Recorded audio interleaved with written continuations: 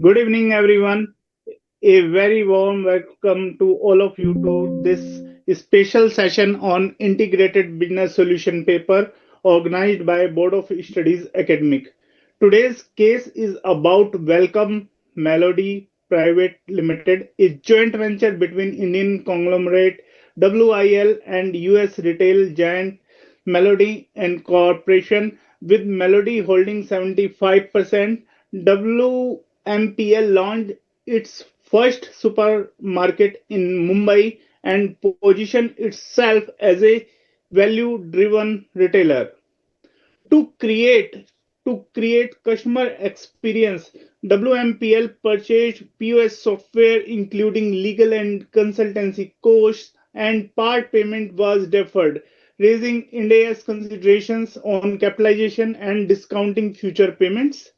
WMPL adopted aggressive low cost pricing, selling some products below cost to increase footfall and compete on pricing. Business expanded to Nasik, Nagpur, Aurangabad with huge capital outlay, financed via borrowing from the holding company, impacting leverage and interest cost. The company soon operated 25 stores and earned 6 crores profit. While opening the Pune branch, a separate GST registration was taken, triggering questions around transfer of ITC between location and computation basis as per GST rules. Auditor identified inventory shrinkage provisioning as a sensitive area due to judgment involved, and if WMPL were listed, this would be reported as a key audit matter. To further enhance profitability, WMPL explored investing in distressed securities of XYZ Limited, requiring an optimal position in debt and equity securities to balance risk and return. The case shows how multiple disciplines integrate in real financial reporting, pricing strategy, financial management, GST compliance, auditing with corporate strategy. Our second case, today's second case, focus on Maximo Limited. It's This is your case study number 35, and previous was case study number 34 from Case Study Digest Volume 2. Maximo Limited, Kolkata, is listed FMCG manufacturing company dealing in dairy products and fruit items. Founded in 2008 by Mr. Anand, the company later moved to professional management and diversified operation across multiple locations. Maximo recently faced multi-dimensional business challenges and strategic decisions, giving a rich case for integrated analysis. That's why we have picked up this case for today's discussion. It includes global expansion and fundraising. Maximo plans to set up a manufacturing facility in Australia and propose to raise 20 million Australian dollars by issuing global GDRs. Okay, a investment banker has advised on pricing, regulatory compliances, and strategic positioning for investor. Second issue, this case study discusses about custom valuations.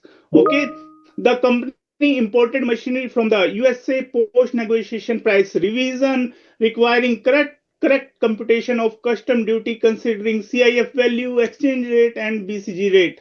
Third issue, this case study discusses TPM and operational efficiency. This relates to your set B, self-page module set B.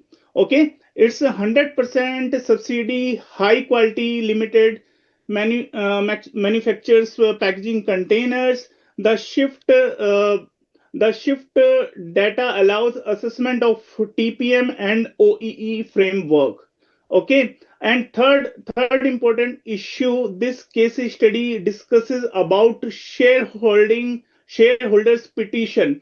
90 minority shareholders alleged environmental non-compliance on groundwater extraction and filed a petition before NCLT. Later, some shareholders withdrew and raising questions regarding maintainability of petition under Section 241 of Companies Act 2013.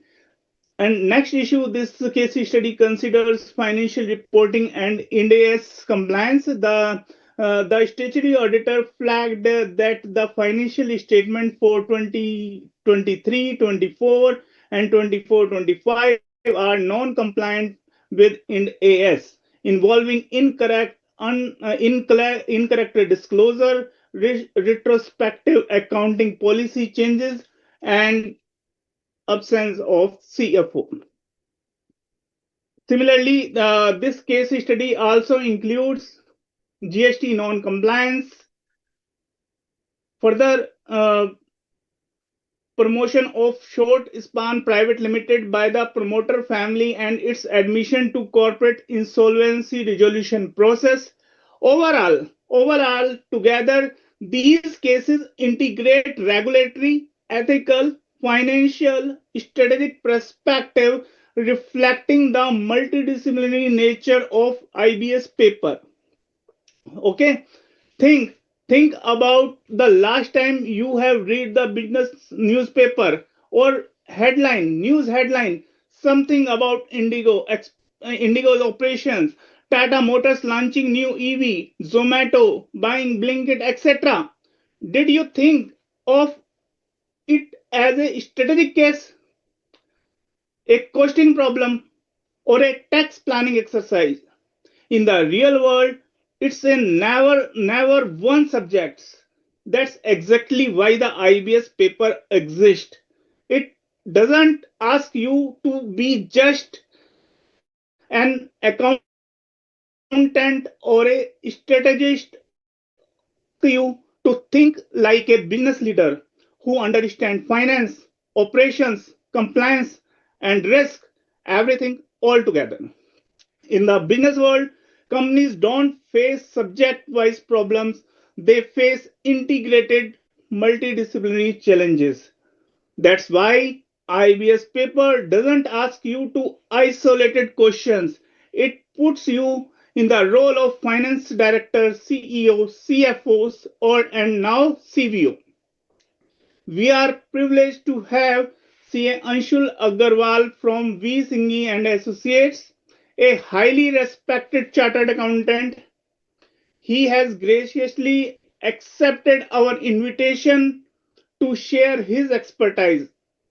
His insights will enable us to connect academic learning with practical application in business and governance. With this, let us commence today's session and explore the case in detail. Sir, over to you.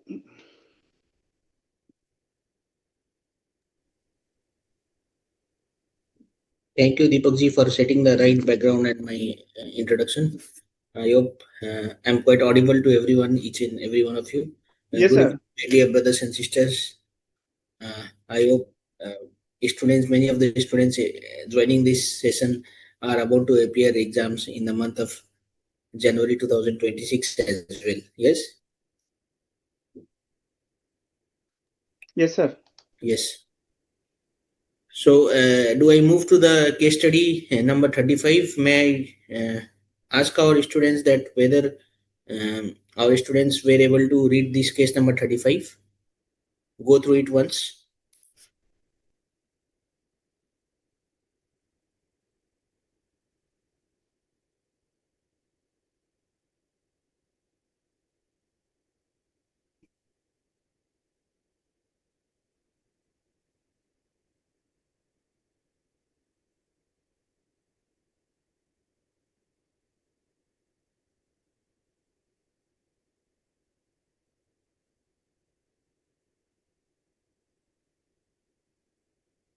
Hello, is my screen visible to everyone?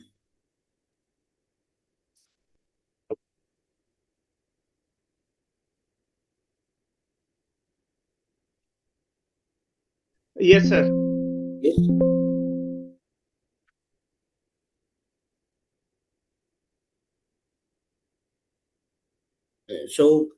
Before going to the case study, I would like to touch upon how to start a case study during a preparation and during your CA final exams while sitting in the examination hall. So first, let me talk about the preparation period. Whenever you are preparing for CA final exams, maybe 3 months, 4 months before the exam, or 2 months, 1 month before the exam, I was just interacting to one of our article assistants a couple of days back in our office. So we found out a way that if each and every case study given in the ICAI portal is read one case study in a day, then I think all the case studies given in the ICAI portal would be completed in the 2 months. So what happens is you are left out with only 5 subjects. So please follow up a bit of reading one case study per day. Maybe you can fix up a time, maybe in the evening 6:30 or maybe in the morning 9 o'clock, so that you read one case study every day, and there are multi-dimensional aspects, uh, questions given in each case study. So you would also be able to correlate with the subjects which you have been studying parallel. So this way the burden of various subjects also reduces down, and there is also a scope of multi-revision, and a subject gets completed very easily. I hope our students have been following the same trend, not taking IBS as an isolation subject, as Deepakji mentioned also during his introduction, and that IBS is such a subject that it is a mixture of all the CA final subjects, whatever we have been studied, along with some strategical part, so that once we qualify as chartered accountants, then we not only think ourselves as accounting person or audit or tax person, but we help the businesses to grow further. So here you can see a case study about Welcome Industries Limited, which is a 20 years old company and has different verticals: yarn manufacturing, petrochemicals, telecommunications, and general insurance. Maybe you can tell Chota Reliance, Mini Reliance, just to make it very simple. So what does the case study talk about? Just looking at a minute, we come to know that it is a Mumbai-based company and it is headed by Mrs. Singhania. And there is another company called Melody Incorporation, Melody Inc., a US-based company which is trying to enter the India market but has not been able to do for the last 2 years. And it has operations in many other countries also. So we are talking about Melody, yes. So it has Melody has subsidiaries in Canada, UK, Central America, South America, and China. So let's just go through the case study. So this means that there is something kind of business collaboration or merger acquisition or something happening between Indian company and a foreign company. We get that fair idea, and both are in the business of retail chain store. Sorry, Welcome Industries was in a different business, that is yarn manufacturing, petrochemicals, telecommunications, and general insurance business, and the Melody is into retail chain stores. So there could be a business synergy if they join hands together. And Melody itself interested to enter into China, into India market. So they have mentioned in the case study about they have opened stores in Nasik, Nagpur, and Aurangabad, and a subsidiary being formed, and there is some question related to capitalization, some GST, EBITDA, and all given, and interest also being paid to the foreign entity. So I remember that there is something section called 94B in the transfer pricing chapter, which talks about the deduction of interest paid to a associated enterprise. So maybe you must have read during the text, so you have to apply that whatever things which we have read in different subjects. And it talks about capitalization of fixed assets, and there is also a discussion going on the GST credit, and some inventories also, maybe Ind AS 2 or AS2 being talked about in order to improve its profitability. WMPL is looking to buy securities of XYZ Limited also, that is near insolvency. So now case studies. Abhi, आप लोग को ये case study go through करने में more than 1 minute नहीं लगा होगा, है ना? जस्ट मोटा मोटा, just seeing that when we read newspaper we just see what is there in the newspaper. Yes, so it is just a small case study thanks to the ICI, and it can be taken through within a minute. Now after that you have to see the questions. So what we are discussing is, we are discussing on the strategy part, how a case study should be dealt upon. I would request students also to keep on um, putting comments on the chat box, so that I feel that yes, whatever I am speaking makes some sense and our students are listening by heart, and also participate in the interactive session. So now they are talking about the capitalization. Index 16 का question आ रहा है, pricing strategy किस type का strategy है, and there is one more numerical question talking about GST input. There is one question regarding shrinkage in inventory should be reported in audit report in case WMPL was the listed company. So something about SA 700, 701, 705 also being asked over here, and how WMPL will be able to earn profit by taking positioning in debt and equity securities of XYZ Limited. GSTR 3B का भी बात चल रही है यहाँ पे, and WBM is also having some intangible assets. So general disclosures to be made in the financial statements regarding intangible assets. So intangible assets relating to Ind AS question is also given.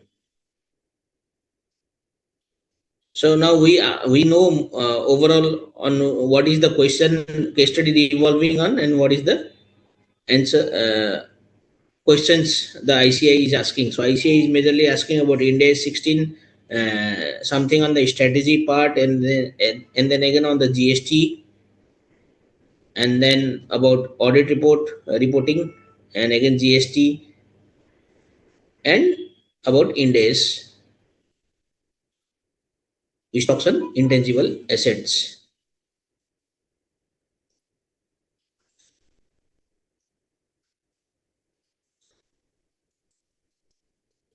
So with this approach, within the first 1 or 2 minutes, you get comfortable with the case study.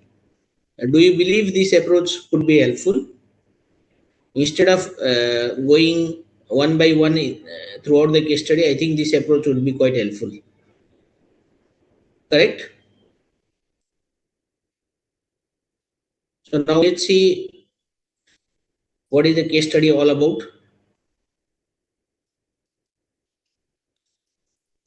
So I just got a PPT also in the ICI portal regarding this case study, which I would like to share with you on with everyone on the screen.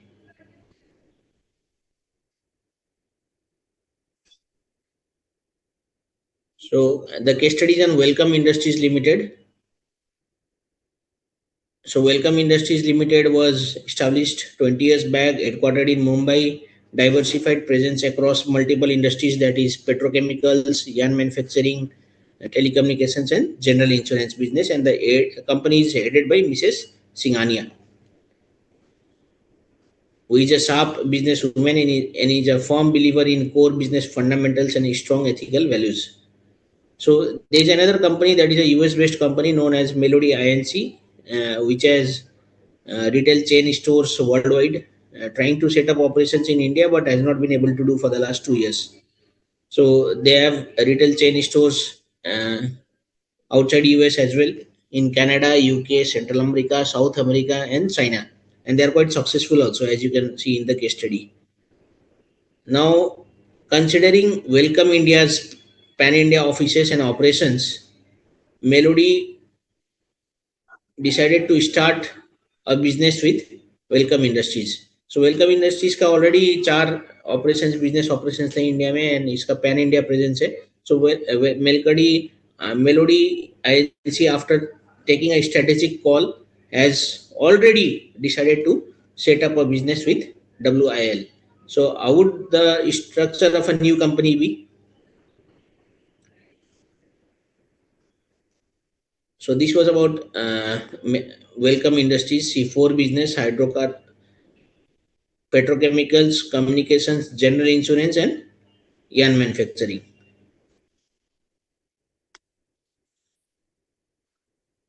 And Mrs. Singhania is heading the Welcome Industries in India,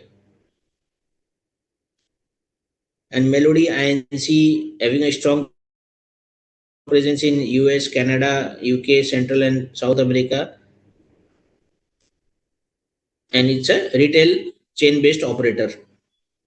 Planned to enter India for nearly 2 years, but quite struggling, and decided to collaborate with Welcome Industries just to give a repack. So now there is a joint venture between.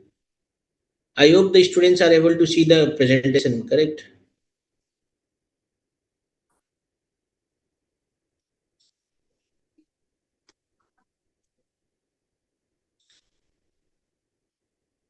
Yes. Thank you, Mr. Pritham, for responding. So Melody Private Limited, Welcome Melody Private Limited. You can see Welcome Melody Private Limited is a joint venture between the US entity and the India entity Welcome Industries. So how is the equity structure? So majority shareholder is the Melody, the US entity, 75%, and 25% is the Welcome Limited. And the headquarter of the company is also supposed to be in India only, and that is in Mumbai.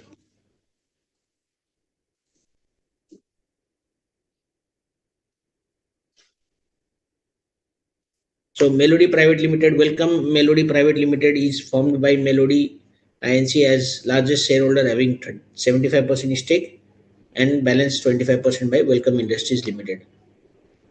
So now what will this Welcome Melody Private Limited, the new JB would be doing? Now just to give more insights, why is the JB formed? Because the company is owned by two different groups and two groups have decided to come together. That is why a JB is formed. So how is a JB formed? So JB is formed by means of a joint venture agreement that is signed by both the parties. There could be more than two parties as well. Yes. So the joint venture will be operating retail chain stores throughout India, and the first store is being opened in Mumbai. And the management is very keen that each and every customer whoever steps in the store should remember that store for a long time. So in this respect, operations team suggested that the billing counter, nowadays you go to DMart and Decathlon and all, so you find that there are a lot of automations being used in billing counter and all. So new software has been purchased with the following details. So the cost of the software is 15 lakhs to be paid immediately, 10 lakhs and balance 5 lakhs in next one year time. In addition to the software cost, the company also incurred related expenditure, maybe some legal fees of 72,000 and consultancy fee for implementation, that is 1,50,000. So there was a question that how much amount should be capitalized. So what happens is if you relate the case study and the answers quickly, then one answer gets solved.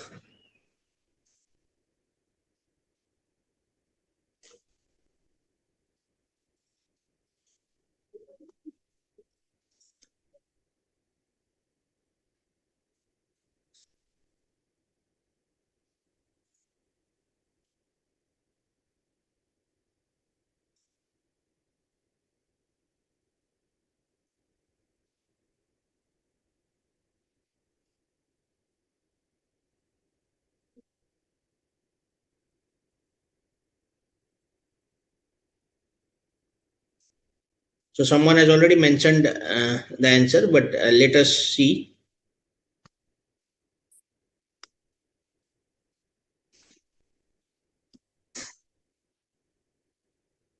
So 15 lakhs was the.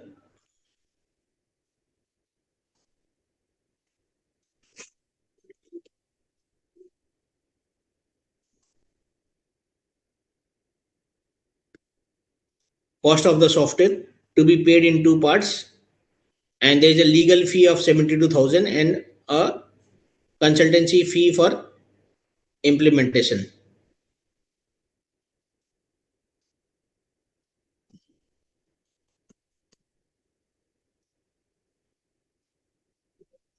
So what does Ind AS 38 says?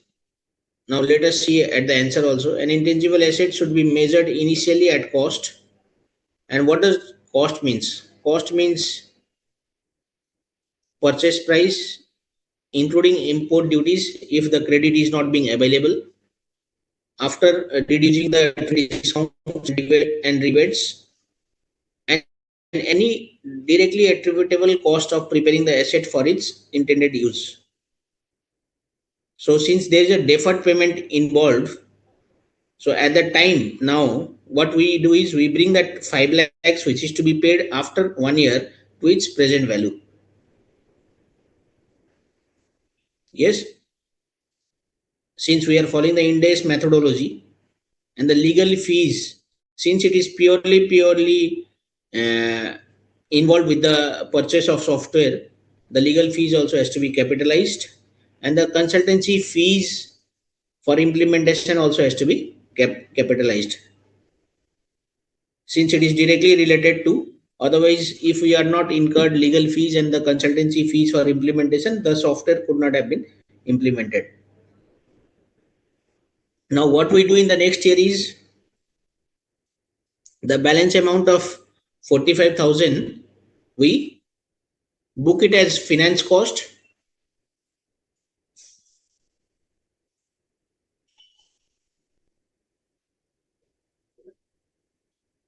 and then capitalize the balance amount. I hope this answer is clear.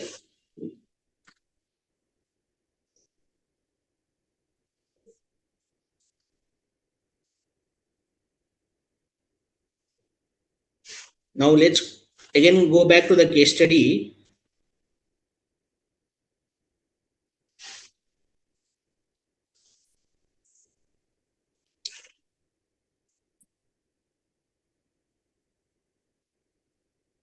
The launch of the first store was successful. So the Mumbai's store remained successful and was encouraging for the management. See, whenever a company grows, what it does is it always starts with a pilot project. So the pilot store in Mumbai was successful, and Welcome Melody Private Limited became a one-stop supermarket chain that offered its customer a wide range of products under one roof. And the products were food, toiletries, beauty products, garments, kitchenware, home appliances, and more such things available at competitive prices that its customers appreciate. So the company is offering products at competitive prices so that the customers are attracted towards it. The retail industry, however, is highly competitive, hence it has reduced down its pricing, low cost pricing strategy, so that it can bring new customers at the very beginning. So it is mentioned in the question itself. So see, what happens is I go for shopping there, I get the products at a lower cost, I come to home, I tell my friends and family, and this is how the customers base keep on increasing. And maybe you are going to buy some particular one single thing in the supermarket, but you find the things are quite cheaper than the normal market price, then you buy more three things as well. I hope our students also do the same thing. So this helps in undercutting the competition.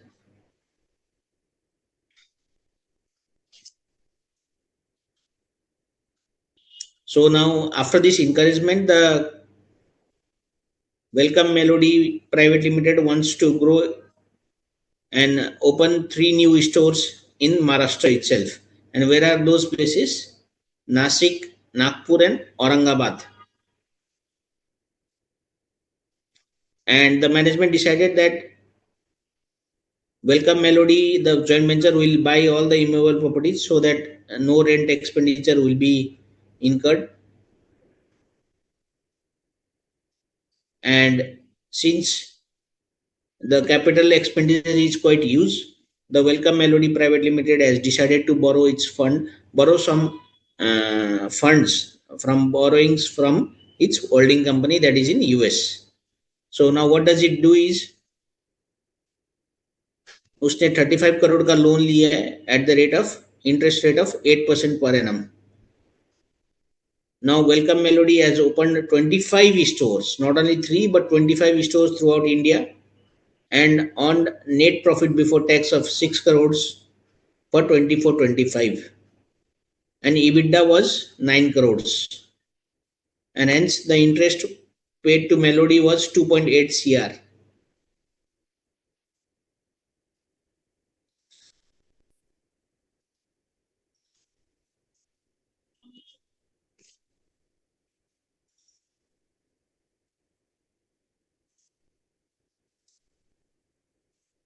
So PBT is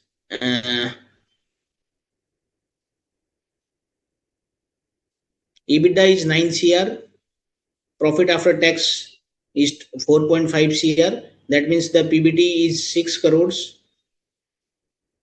So now we can expect a question on this respect. Let's see what does our question is asking from.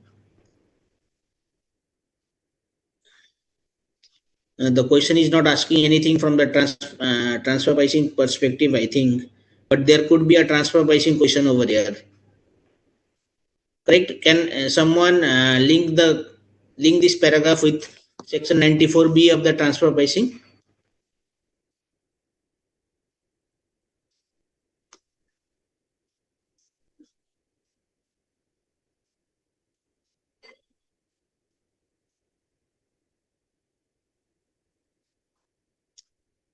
What does section 94B says?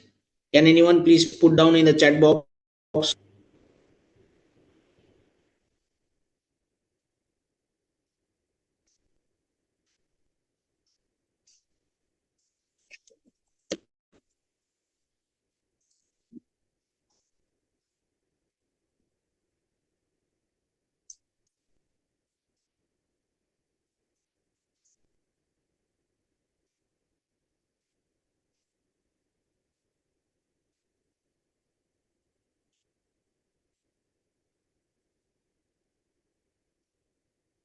Hello.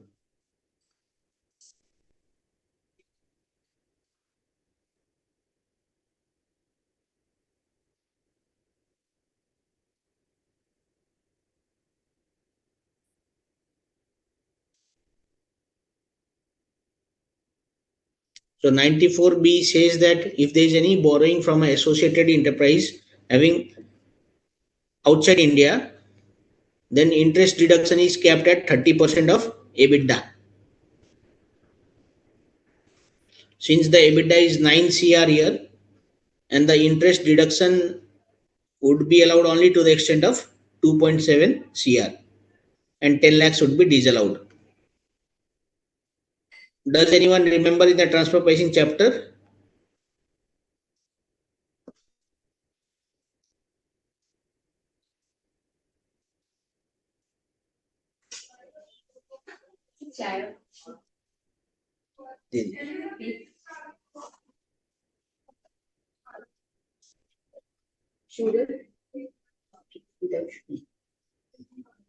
So now let's move on to the next part of the case study. The case study says that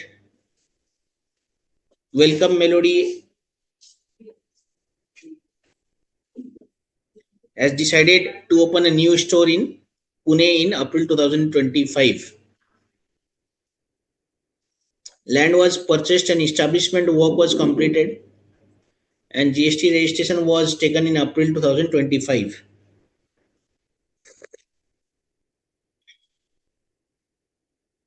So on the date of GST registration, the total value of fixed assets across the business. So across the business means pan India.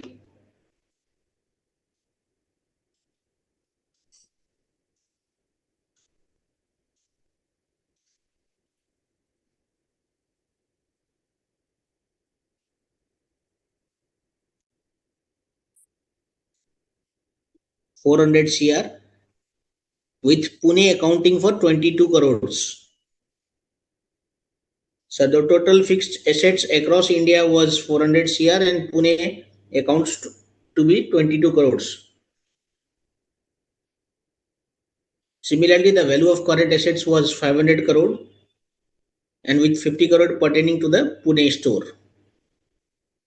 Value of assets on which GST ITC has been taken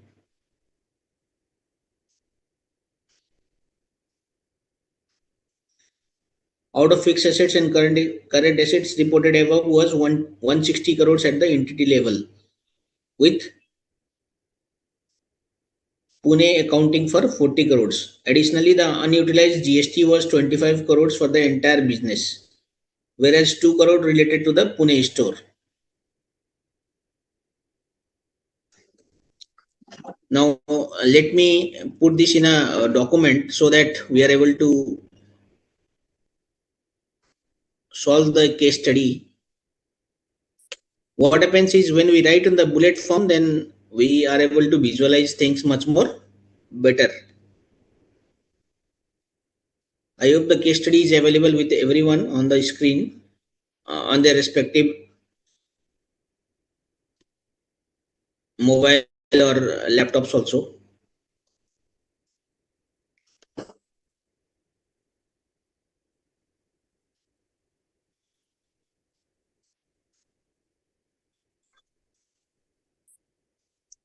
So value of fixed assets on balance sheet,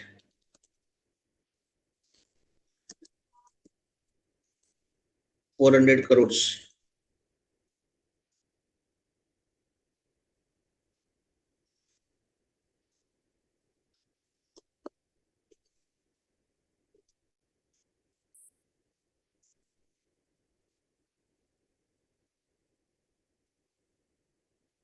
Why are we solving this numerical thing?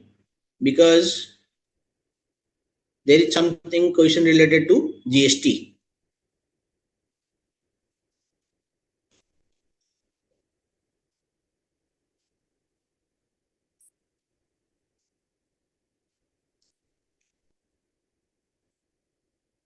I'm not getting any responses from our students.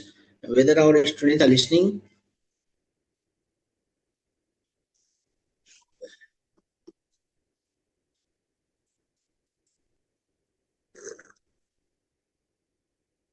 can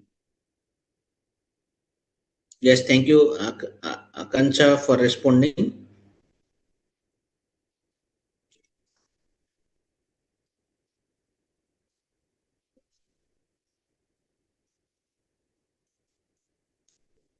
Current assets is 500 crores.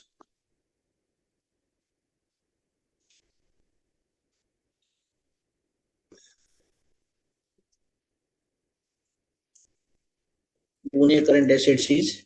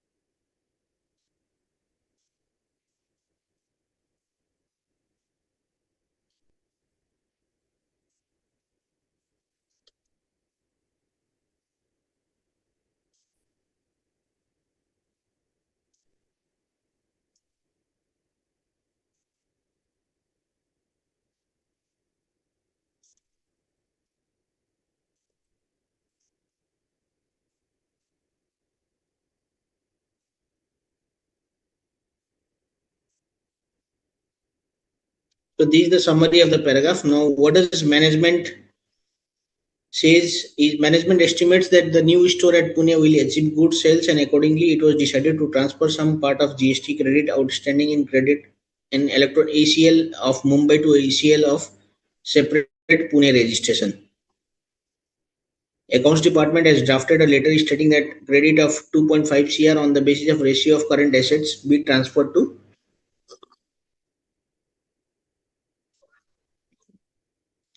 Pune registration.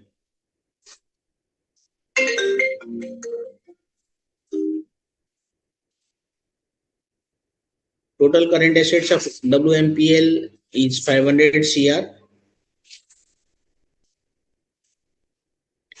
includes inventories of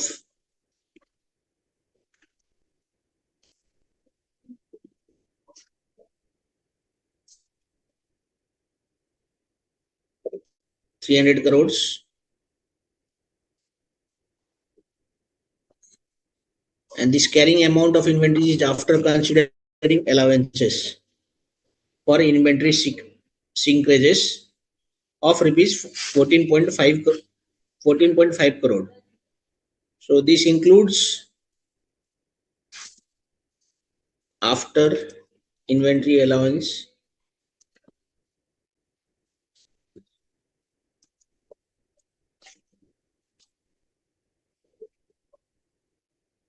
These inventories are held at the store and distribution centers of the company.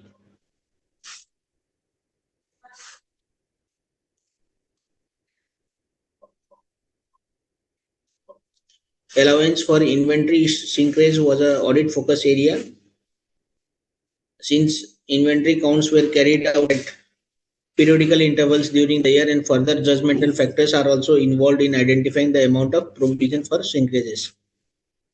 Audit team addressed the issue by obtaining an understanding, evaluating the design and testing operating effectiveness of the controls that the company has relation to allowance for inventory syncrage.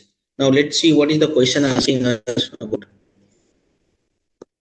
Now there is a question number 5 that says how the syncrage in inventory should be reported in audit report in case WMPL was the listed company. So question is saying that WMPL is a listed company. Now the auditor should report the issue of synchrages in inventories in as a EMP or other matter paragraph or other matter paragraph or key audit matter paragraph. So I think 5D would be the appropriate answer. Now Yes, sir. let's KMP, key audit matter. so it talks about KMP is dealt by SA 701 and is applicable only for the audit reports of the listed entities.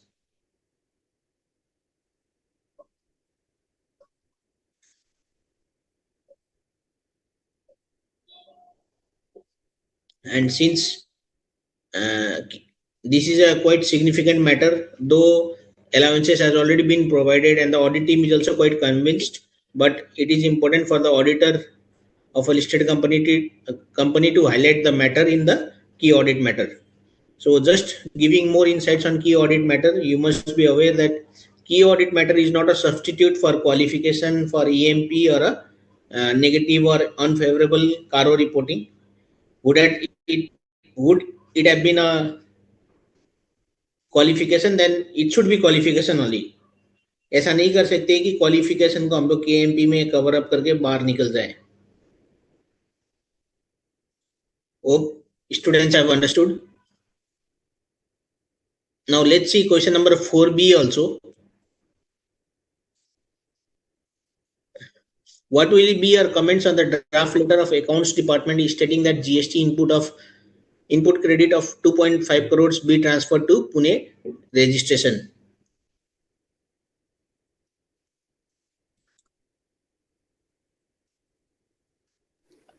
Sir, I think your question is not visible to us, sir. Only that Word file is visible to us. The value of fixed asset. Sorry, let me put that on the screen. Is it visible now?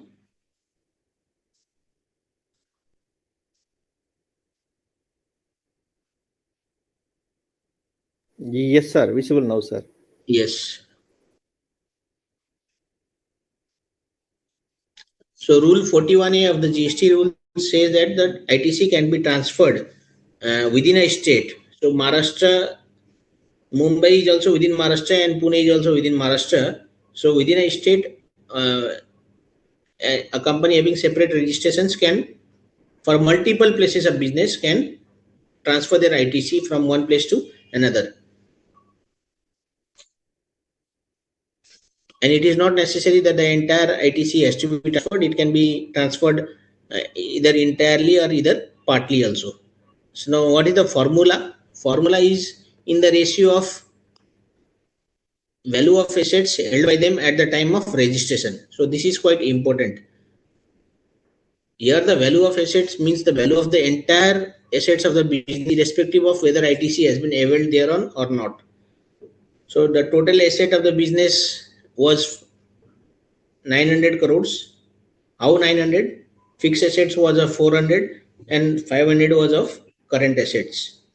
And assets of Pune registration was 72 CR. How 72 CR? 22 crores was the fixed assets and 50 crore was the current assets.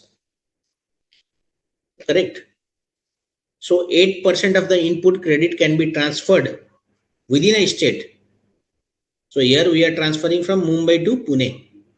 So to whichever state we are transferring the GST credit, that will come in the numerator side. What will come in the numerator side? On the ratio of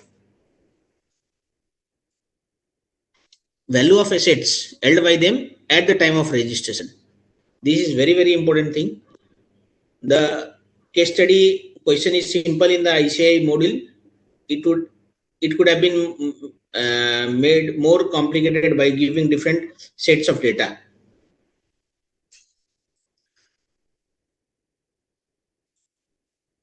So the accountant had drafted a letter to transfer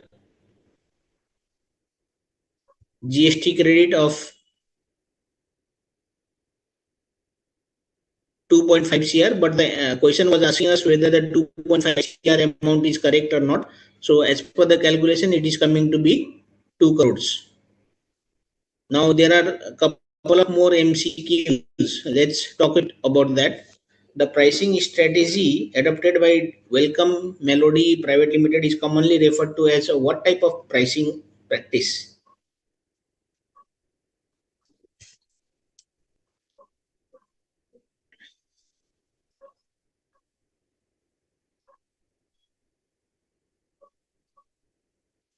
So the correct answer is predatory pricing.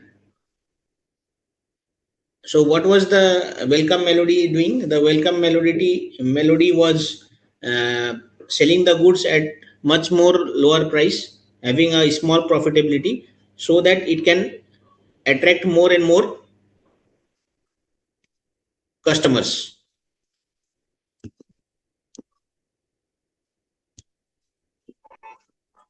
What were the other options?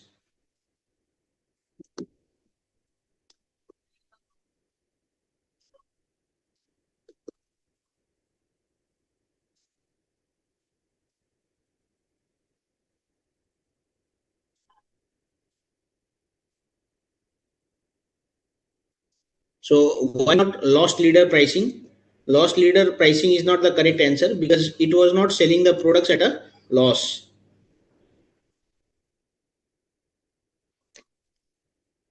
Price discrimination. What does price discrimination means? Price discrimination means charging different prices to different customers for that same product or service based on willingness to pay. So price discrimination का भी कोई scope नहीं था वहां पे. And why not penetrating pricing? Penetration pricing usually happens in a case of a new product or a service. So the products or the services being sold in the supermarket was nothing new. If it would have manufactured its own product and to gain the market share, if it was selling at a lower price, then it would have been called a penetration pricing. Like just to give an example, when Uber came to India for the first time, it was giving a lot of free offers, promo offers, and all. Why? To make that electronic taxi booking more popular amongst the customers and to pull them towards Uber. So that was a penetration pricing. However, now if there any new cab company comes now in 2025 and gives more discount, then it is doing a predatory pricing. That the product is already there in the market, they are not penetrating themselves.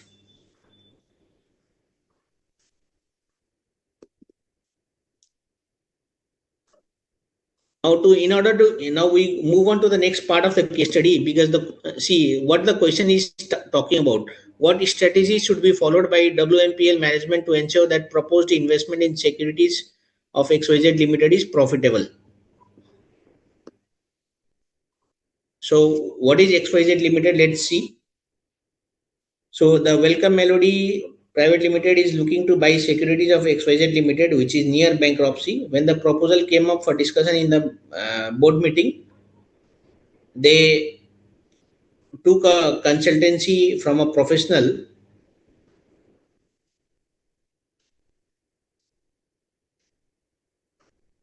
and the consultant agreed that such transactions could be profitable, provided the strategy of investment follows proper allocation of amount to be invested between debt and equity securities. So the consultant has advised that the investment proposal could be advisable if the investment is made both in debt and equity securities.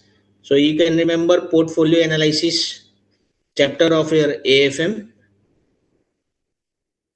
So there is a question number 3 on the case study on what.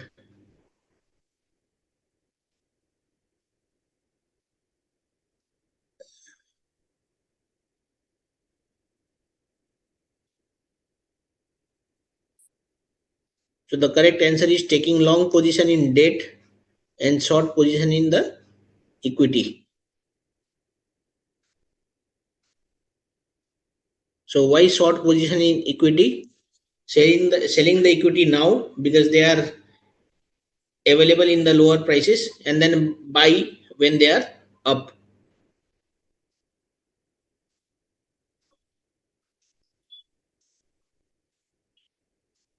Now we have completed the MCQ questions. Now let's see at the descriptive questions.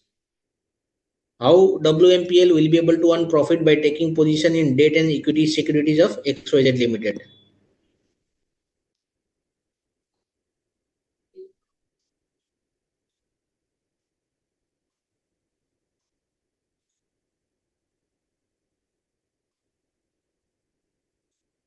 So they have given the explanation why taking long position in debt and why short position in equity.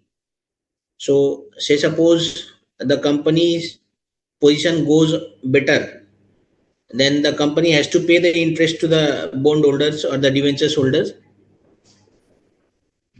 and the investor will get that bond interest.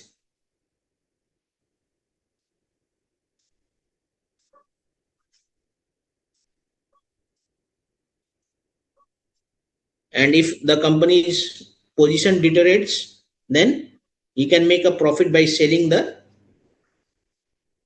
buying the shares at a lower price later on.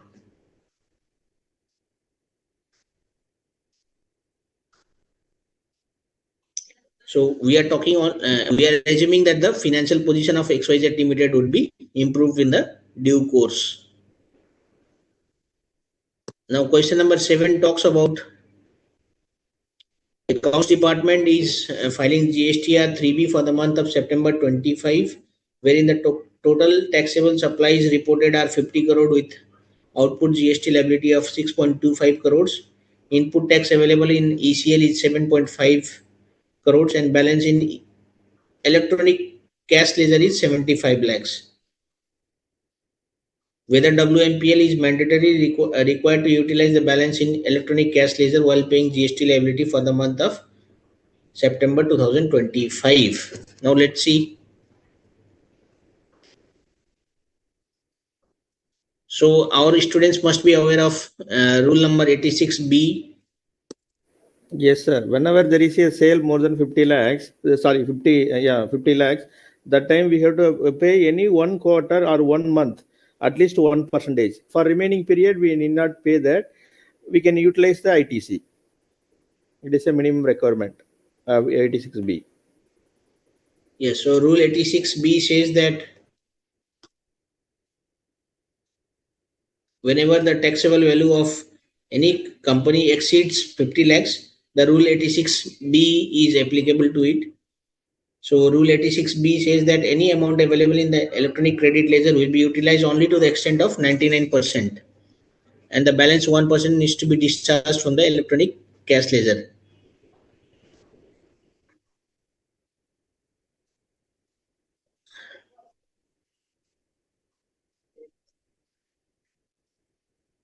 So you can see, with the help of case studies, the institute is giving an opportunity for the students also to evaluate themselves, how good they are doing revising their syllabus, and also during the examination, all that they are able to score good marks. So as you remember, WMPL had invested some money, about 15-16 lakhs, in the software. So now they are asking, as per India's Intangible asset. 38 intangible 38. assets, what are the Indeed, 38. disclosures to be required in the financial statements? So an entity should generally disclose about its life in the significant accounting policies, the amortization method, and the gross carrying amount and the accumulated depreciation are usually disclosed as a part of property, plant, and equipment. And also a reconciliation has to be given. I hope students have prepared property, plant, and equipment schedule in the during the audit time. So I'm not taking or not showing on the screen again. So you can see this case study was a very short and simple. And what approach did we apply? We ran through the case study uh, just in a while, maybe giving 2 minutes or 1 minute, and then we also saw the question. We also saw the question, and we related the question and the case study so that we can be able to resolve the case study very quickly. So, what are the things to be kept in mind while solving any case study? Go through the case study very briefly. ऊपर ऊपर एक बार पढ़िए. Questions, see the questions, what the question is asking about, and try to mark in the question which mark in the case studies, so that which questions are being asked in the questions, so that you can answer it very well. So though the case study was looking very complicated, but I think our students would be able to score 12-15 marks very easily out of this case study. I'm saying minimum marks. Correct? Yes, sir. So GST portion was also evaluated over here. Rule 86B, which says that if there is a tax liability of more than 50 lakhs, then 1% has to be utilized from the, has to be paid in the cash or has to be paid from the electronic cash ledger. And the transfer of GST credit at the time of registration within a state on the ratio, on the basis of value of total value of assets, has also been covered here. One more thing could have been covered here, that is, there was a question on transfer pricing, section 94B, which allows only 30% of uh, EBITDA to be allowed as interest deduction. So Sir, this completes our sir, I have one question on the registration. At the time of registration, on which part we will mention the asset details, sir, while doing the sorry. registration? In GST, while we are doing the registration, on which part A or part B, where we will mention the total asset details in the registration form? No, registration form, I don't think this amount has to be. How we will see that the total asset value at the time of registration? So total asset should be based on the trial balance. of the SSC. Okay, how, see, if it is based on the SSC side, how the ITO, that ITO will, sorry, the GST officer will came to know about it. The transferor has to file a form that is called ITC02A within Okay. 30 days of obtaining separate registration. So do I take a chance to open GSTR ITC02A and show on the Yes, screen? yes, please, sir. Just for the information of everyone, let me. Otherwise, say, why I am asking this particular question, sir? Every year that to asset value will keep on changing. Yes, but the asset value is to be looked at on the date of registration. Okay. See, if you can see Then the screen. on the subsequent year, then how it will be relevant, that opening value of the asset? That is what Sorry. my, I don't know whether how the law is framed for this. That is my basis for the question, sir. Actually, see, I'm thinking. See, No, you take a GST registration now, and within okay. 30 days from taking that registration, that GST credit can be transferred.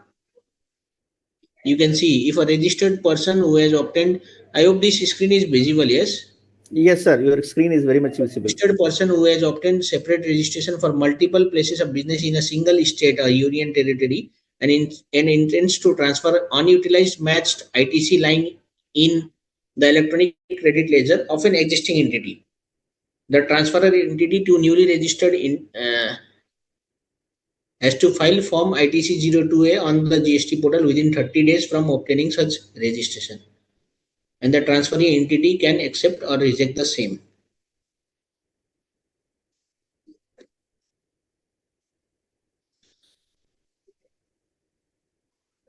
So this is the process how you can transfer the GST and GST credit from one registration to another registration within a same state or union territory, that too within 30 days from obtaining the GST registration. So can we move to the next case study, or do you want a break? Yes, sir. Yes, sir. As per your wish, sir. So let's take a break and then we come back at 7:50.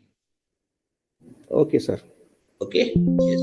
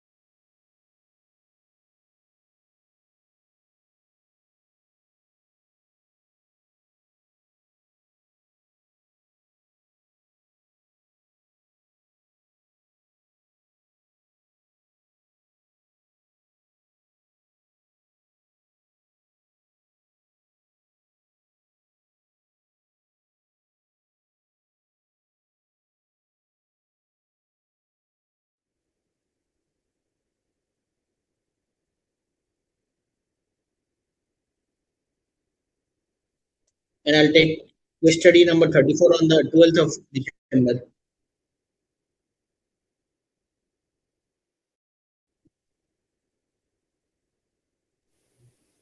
Yes, sir. Yeah, we can learn new things. Okay.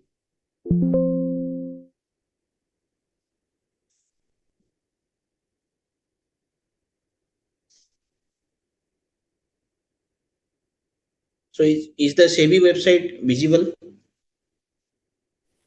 Not yet, sir. Yes, visible, sir. Yes, sir.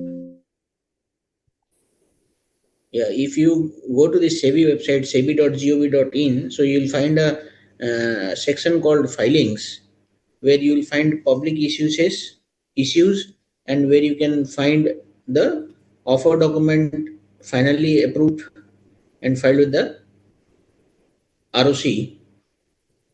So let me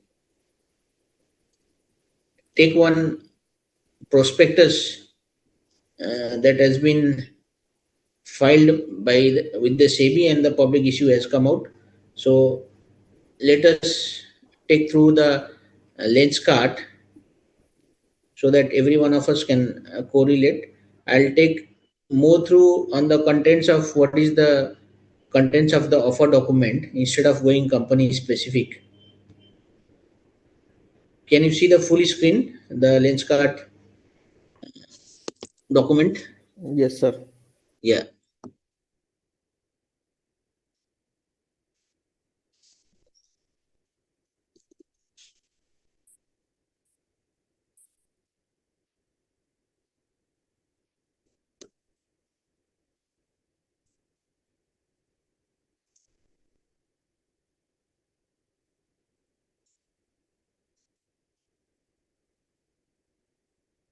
So this is the first page of the prospectus document, where it is mentioned what is the offer and type of the offer. So there are generally two types of offer: fresh issue and the size, and the offer for sale. Fresh issue is where the company is issuing new shares, and the entire money is coming to the hands of the company, like basically raising new share capital.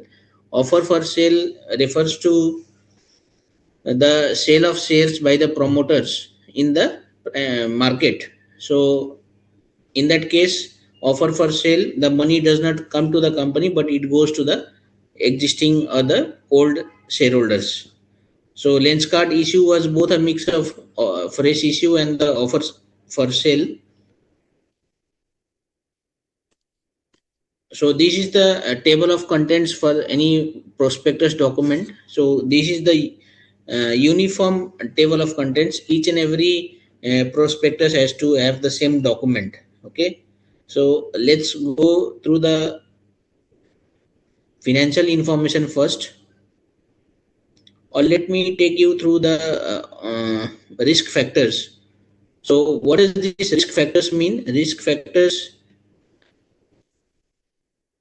since any investment in the equities shares involves a high risk, as we all know, and since the company is coming out with the public issue for the first time, so the SEBI wants the company to disclose all the possible known risk factors to its shareholders and its stakeholders.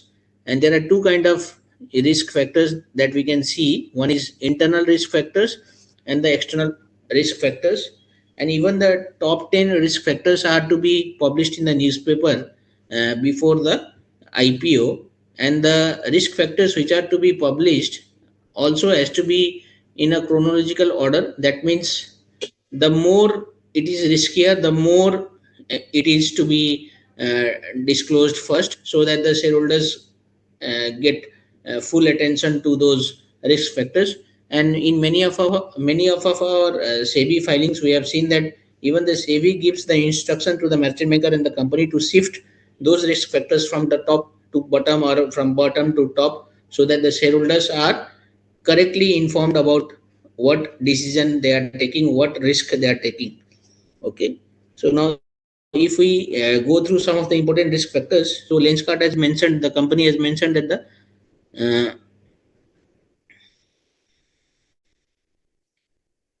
our total cost of our expenses, our cost of raw materials consumed a significant portion of our expenses. That is about 25% of their total expenses is constituted by raw materials. And why is it a risk? For sourced by from the third party suppliers, and maybe if there is an increase in price of the raw materials, then there could be a decrease in the profitability terms. Further, if there is any regulation by the government, or if there is any disruption in the supply chain of the raw materials, then that could usually impact the operations of the company. Correct. And maybe if there is some quality issue in the raw materials, or maybe there is some scarcity or shortage of raw materials in the market, then that could hamper the production of the products of the company, and the order book or the revenue would be getting hampered, and the bottom line of the company would also get hampered. That is why it is known as a risk factor.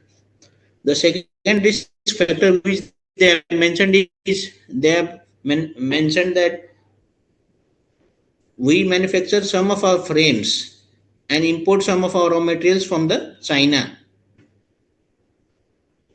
and they have a joint venture in China that is called Boofing Frame Card Technology Limited, and any interruption of such supply of frames uh, from China could adversely affect their business, their financial condition, and the cash flows. So that is why it is considered a risk factor. As you all know that China is not a very good trade economy country for Bharat. That is why they are mentioned as the top two risk factor. Risk factor number two.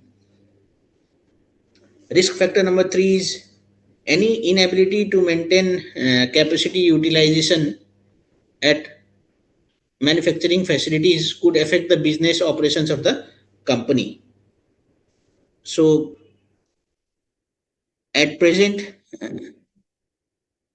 the factory capacity utilization of average factory capacity utilization of Lenskart is about 55%. So if there is any inability or any decline in the manufacturing capacity, then that could hamper the business operations of the company as well. Why they are internal? Because that is internal within the company, not nothing to be done from the external side. So internal risk factor number four is, which they have disclosed, is the Directorate of Enforcement, the Enforcement Directorate ED, had requested for certain documents with respect to FEMA, and they had provided such documents, and Lenskart is not aware of any regulatory or other actions that could be initiated in the future against the company. And if there are any such adverse orders against the company that could adversely affect their business, results of operation, financial condition, and cash flows. So this is again a risk factor that has to be considered by the shareholders, prospective shareholders. Risk factor number five is their manufacturing facilities are subject to environmental, health, and safety laws and regulations that impose significant compliance cost and liabilities on our operations. And any non-compliance from the company towards those regulations could impact their business operations. Risk factor number six is any breakdowns or slowdowns or shutdowns of any of their factories could adversely affect their business. So maybe there would be some labor disputes, or maybe some in technical failures, or any change in operations, or maybe quality standards, or any natural disaster that could adversely affect their business operations. Risk factor number seven is they heavily rely in their Gurugram industrial cluster, and since the reliance is heavy on a particular region, then they have disclosed this as the risk factor.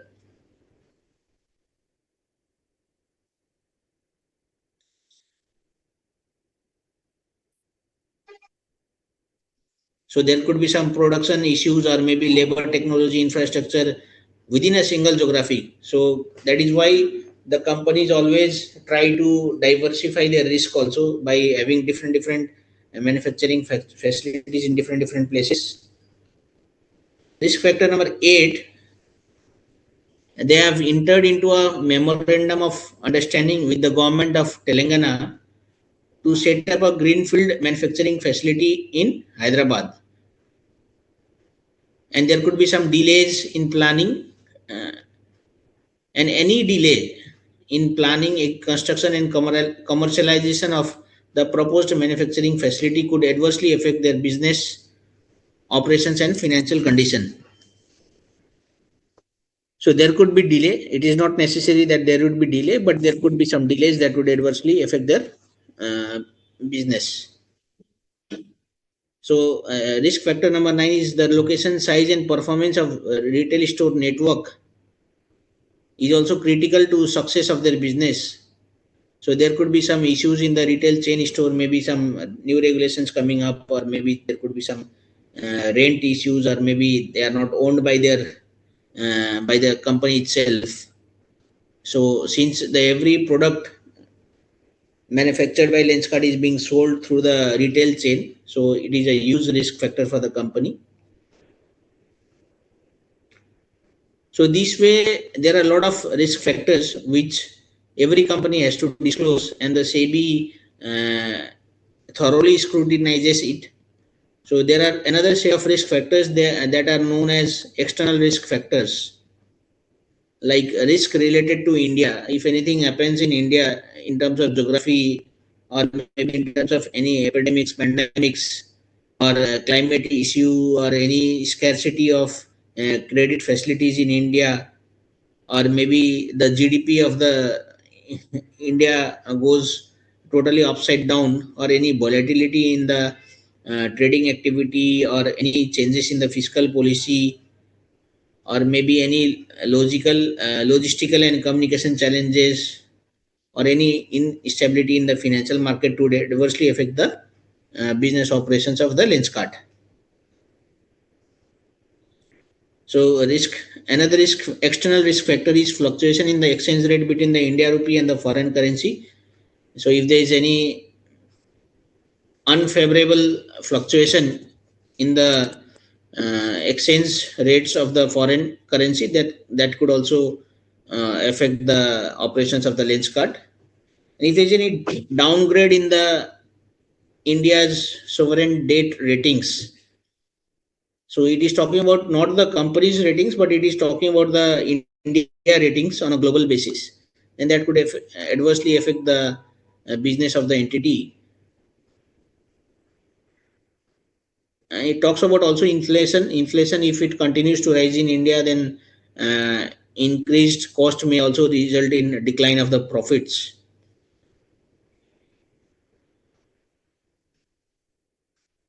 So it is talking about right of shareholders, any inability to raise foreign capital, or maybe the foreign investors do have a restriction, can have a restriction in the future to access to capital market, or there is any adverse application from any regulator. So these are the some of the risk factors which every company has to disclose, and every shareholder before making an informed decision has to look into. So now we move on to the next section of the offer document, that is known as the offer section. Offer section, as you can see, I am not able to zoom in, but let me Yes, see sir. if I can. You can zoom in, sir. You can put the plus button near to that percentage. It is available. Zoom is there on the top side. No, I am not able to find on my screen. I do not know.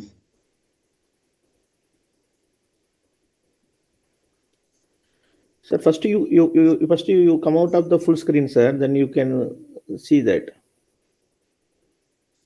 Okay. Just give me a minute's time. Let me see. Okay.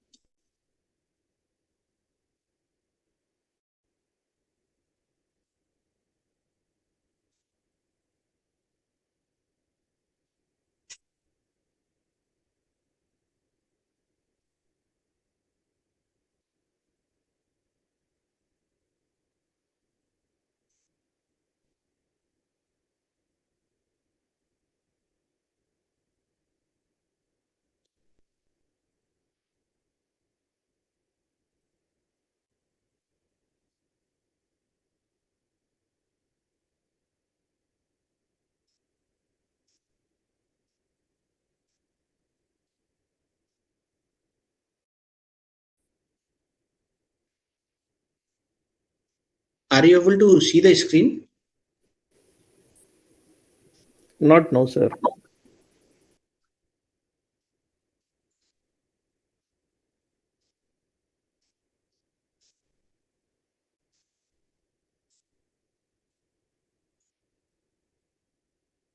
Now? Yes, sir. Visible, sir. But it is a small font or it is a larger font? A small one. Yeah, small bond. I think let me download this file so that I can.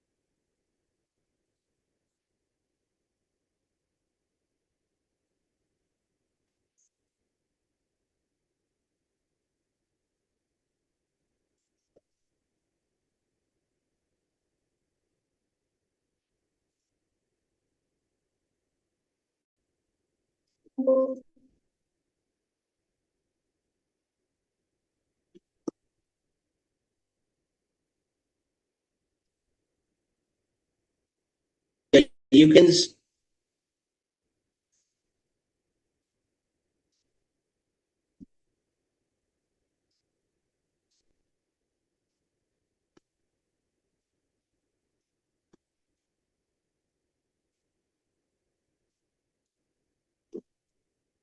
So in the offer chapter of the offer document, you can see that they mention about the total offer size.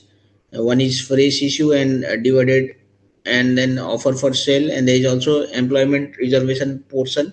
That means employee category can apply applications on a separate basis. Maybe there would be some discount also. And so now what happens is, in the offer there are three type of subscription. One is QIB portion, where qualified institutional buyers known as banks, financial institutions, AIFs has to apply, and non-institutional portion where it is available to banks and the corporates. So there is some quota given to QIBs, a non-institutional portion, and the retail portion. Portion is basically the individuals like us. So the details of selling shareholders are given over here. So selling shareholders, since there is offer for size involved, so who are the selling shareholders? The details are given here, and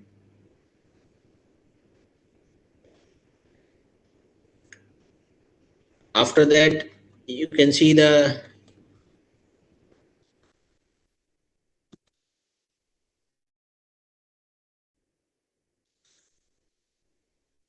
summarized financial information for the last 3 years. So whenever there is an IPO or whenever there is an offer document filed, then the financial statements has to be restated for the last 3 years, and also for the fraction of the year that is known as stop period. So like when you file the offer document, the latest financial statement should be not more than 6 months old. So when you are filing finance offer document in the month of September, then the latest financial statement should be for March. When you are filing in the month of October, then at least you should have April, May, June, July financial statements. So because the financial statement had filed its RHP somewhere in the first week of December. That is why it has given the stop period financials for the period ended June as well. So when it gives for June 2025, then it has to be given for June 2024 also. So this is the general information about the company.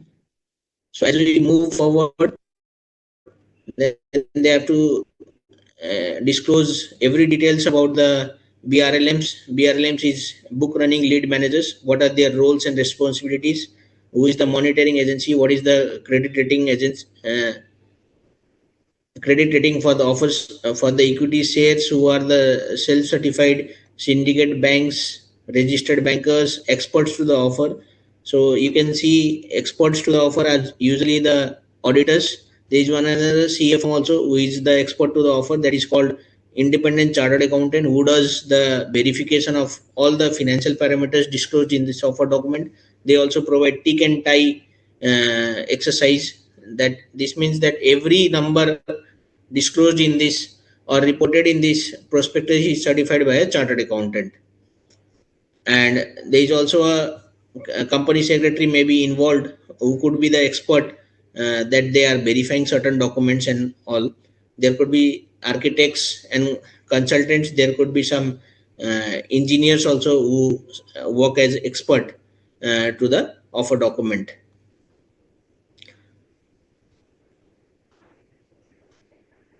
So Lenskart has applied for IPO under the book building process, which is as per the SEBI ICDR Regulation 6, subsection sub-regulation 2, where the bids are invited from the prospective shareholders, and there is a revision in the price bid in consultation with the BRLMs. So this is the capital structure of the company, where you can see what are the types of the authorized share capital. As Lenskart, you can see there are a lot of CCPS of different series. The issued share capital and the present offer share capital, and what is going to be the share capital post issue. Since this document is prior to the issue, and what is the securities premium account before the offer, after the offer, everything has to be disclosed. So as we can see, now the shareholding history of the company has to be given. So who were the initial shareholders? So initial shareholders, you can see initial subscription to the memorandum of association, that was for the first time on 19th of May 2008. So after that, and who were the initial MOA subscribers? Piyush Bansal and Neha Bansal. And after that, on 2011, further shares were issued to Amit Chaudhary and Sumit Kapai. And after 5 days, immediately one Series A equity shares were issued to other shareholders. So similarly, there were bonus issues and the further issues and private placements and allotment of ESOP shares.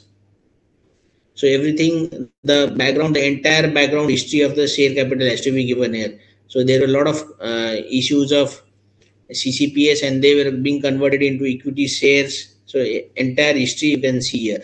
So I'm not taking you through the entire thing, but any company where it is coming out with an IPO, and if you'd like to see what has happened in the share capital since its inception, every company has to be disclosed here, and it is being certified by a chartered accountant.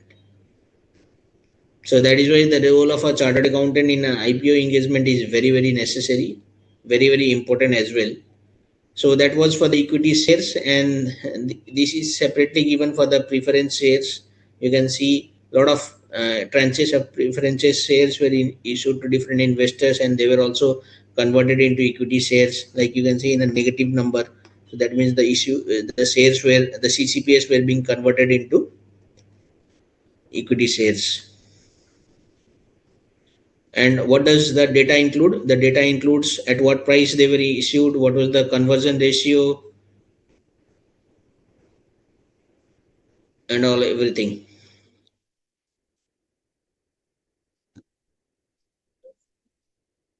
So on the same section of the DSP, you can see how were the shares transferred between the shareholders also.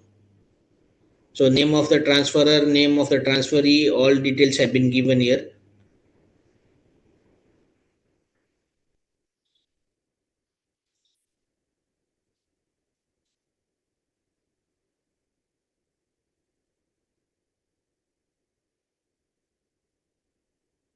So this is called equity share build-up of of the promoters. Whoever the persons are designated as promoters, their equity build-up has to be given here. And also the build-up, equity build-up of the selling shareholders also has to be disclosed here. What does this build-up means? So build-up means how were the shares allotted to him, whether they were transferred, and how they transferred to another person, how much bonus they received. Entire back history has to be given here. So you can see there are a lot of transactions in Lenskart, and there are a lot of details being given by the company. And regulation 14 and regulation 15 of the SEBI ICDR also talks about the promoters contribution lock-in.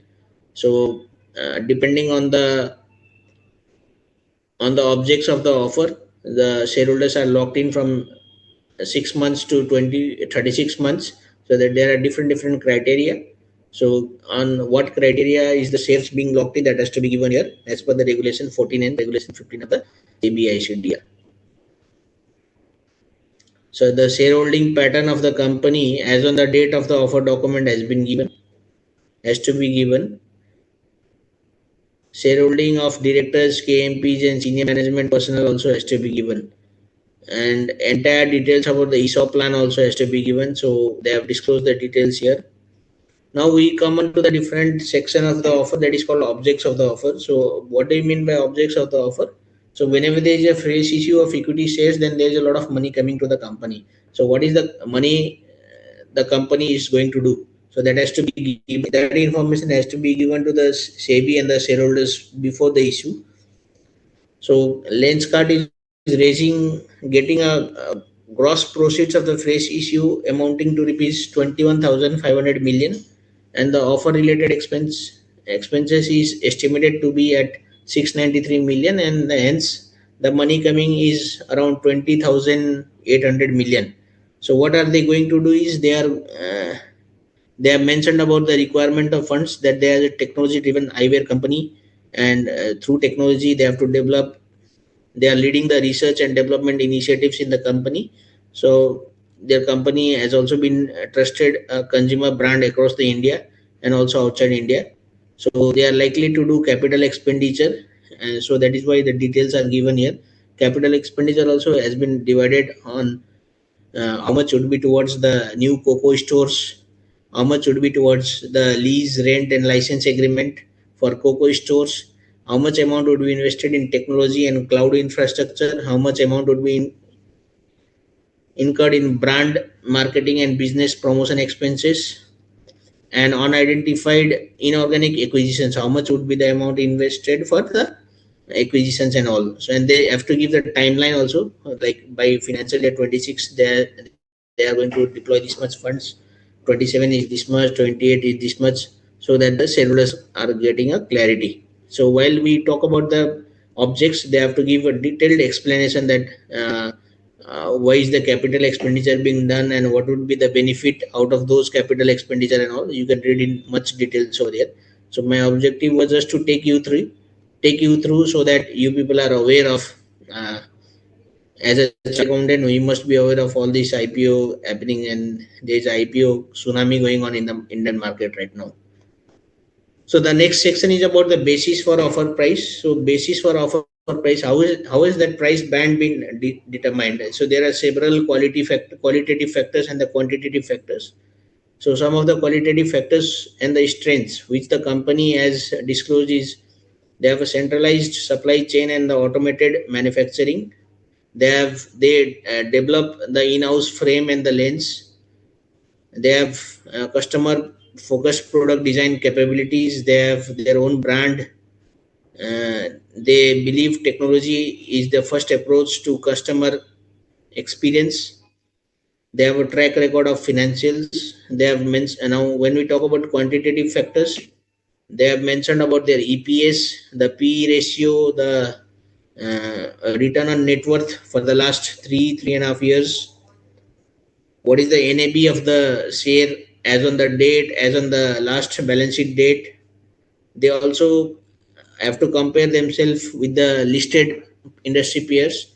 So, but Lenskart has mentioned that there are no listed operation companies in India or globally which operate on a similar business model. So they have to mention about their KPIs. So what does this KPI mean? So KPI are the financial factors that helps to understand about a business. So every company has different KPIs. So let us see about the KPIs of the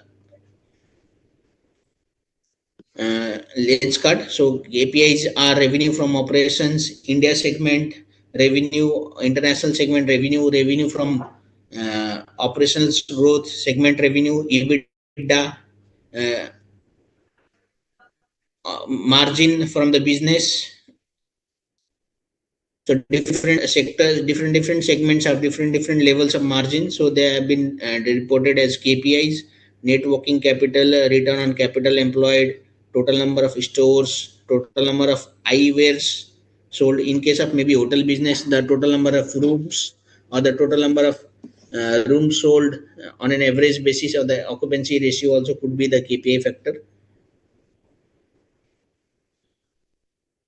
So how the KPIs are interlinked with the price, they have also been briefly described over here.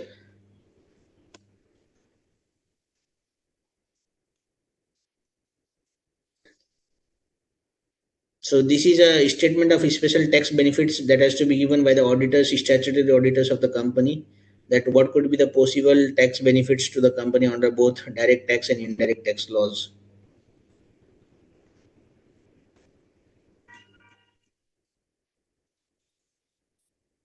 Now the prospectus has to talk about the macroeconomic factors of the industry in which the company is, about the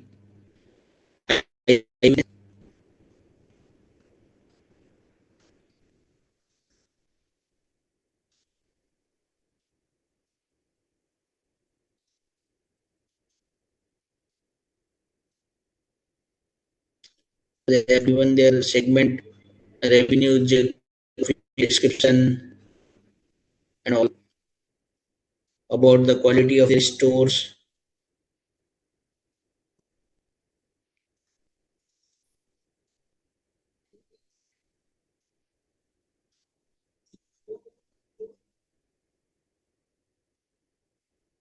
They have talked about ESG, environmental, social, and governance aspects also. They have given what awards they have achieved and the facilities they have, the manufacturing facilities they have. They also have a manufacturing facility in Singapore and UAE, as well as in India. They are manufacturing facilities in Haryana, Gurgaon, Bhiwandi in Rajasthan. So they have given a list of regulations which are applicable to the company, like Consumer Protection Act, Draft E-commerce Policy, the guidance for prevention of misleading advertisements and endorsement for misleading advertisements 2022, Competition Act, the Digital Personal Data Protection Act, the Legal Metrology Act,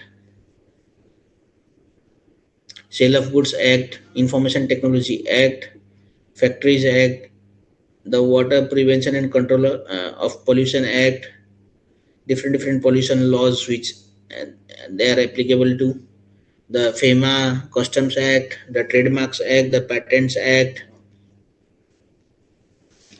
So they have also given the brief history of the company matters. So when the share was issued and all everything has given here. So in this manner you can see about a company which is getting IPO. They have also mentioned about their subsidiaries. So they have about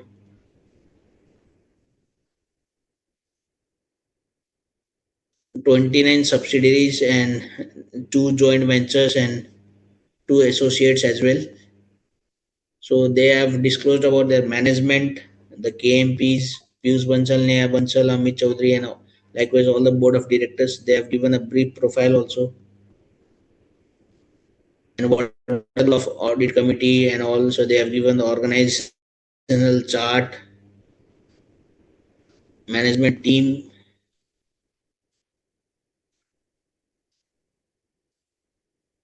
So now you can see finally comes the space for the auditor's report and the financial statements of the company.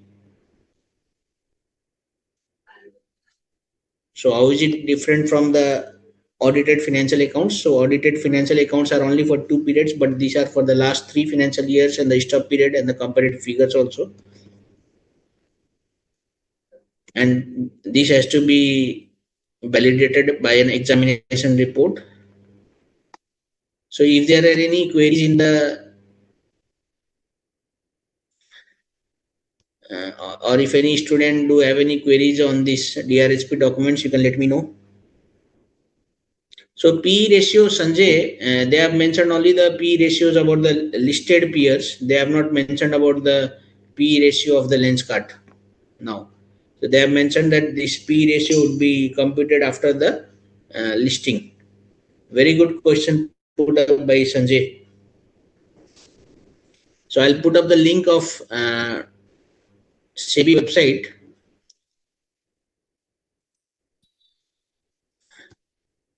where these documents can be made available.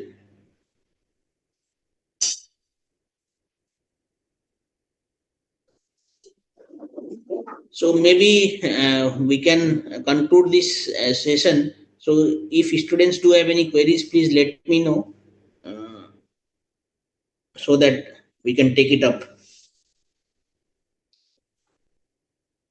As I mentioned in the beginning part of the session, the if we read each one case study on a daily basis in a specific time, I think our students would be able to cover up all the case studies given in the ICAI platform, ICAI portal in the next 2 months. So maybe those students who are appearing for CA final in the my examination can follow that approach. Now I would request Deepak ji to please take it up and conclude the session. Sir, please, you can conclude the session today. Okay, Deepak ji is not there. No, sir. Okay, any queries from the students?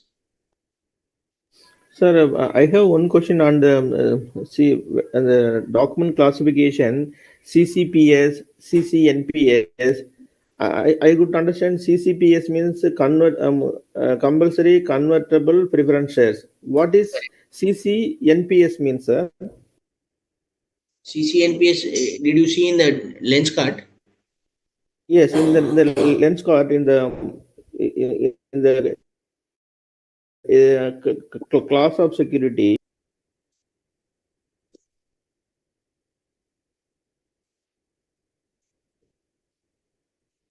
It could be non-participating, compulsorily convertible non-participating preference shares.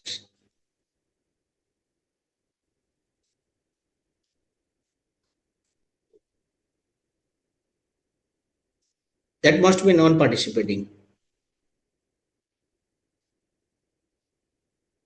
Any other questions?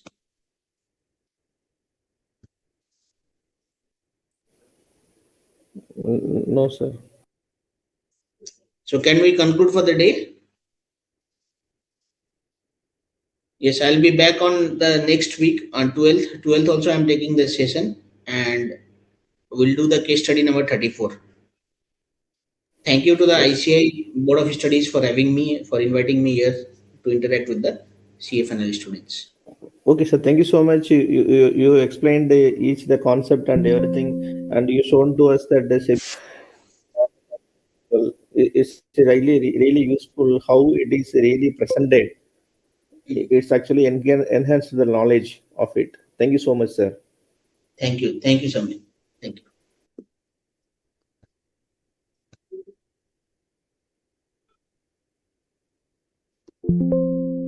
Ashok ji.